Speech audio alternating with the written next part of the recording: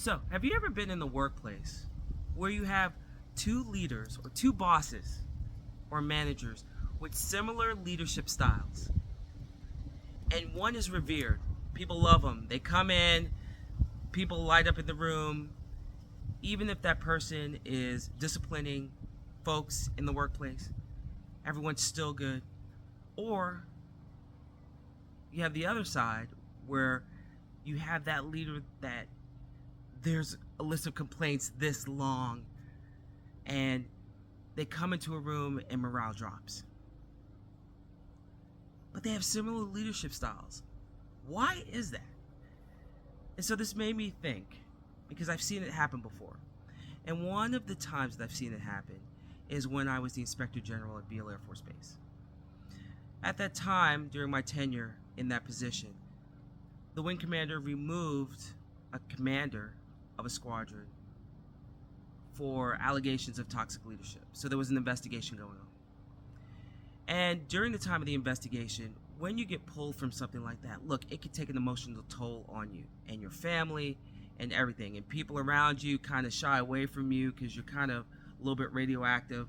And it can make you feel isolated and alone.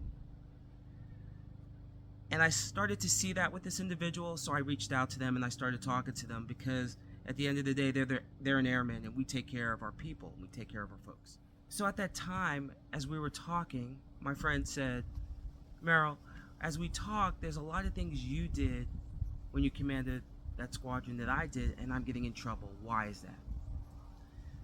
And at that moment, I said, I don't know. But I really didn't have the heart to tell the individual what my thoughts were. And I was thinking about that this week. And here's what I think was going on based on the situation. When I was the commander there, I built trust with the troops.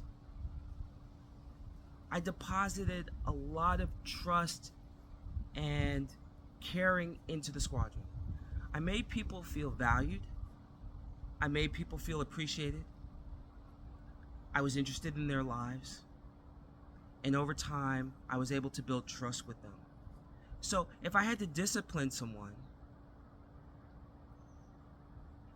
I had a reserve because they felt valued, they felt seen, and they knew I was doing this out of a place of care and concern for them. The other individual, I believe that person just came into that squadron and just started and didn't build that, and didn't build that trust, didn't make people feel valued, appreciated. In fact, they made them feel diminished. And so when you come into a situation like that as a new commander and you start barking orders, people will shut down. And people will get frustrated. And now the mission is no longer their focus. Their focus is on how you have made them feel and how they cannot feel like that again. So as a leader, one of the things I learned is that making people feel appreciated and valued is very important. And I get it. The mission, the goals, the objective are first and foremost. The bottom line, yes, get it. But you're not going to get there if you don't have people who are in your corner working hard for you and taking that extra step for you. There's only so much money you could throw at someone before they say, hey, you're not valuing me, you're not listening to me, I'm gonna bounce. And so, what type of leader are you? Are you the one that barks orders? Are you the one that makes people want to leave the room as soon as you walk in? Do an assessment on yourself. Do a check.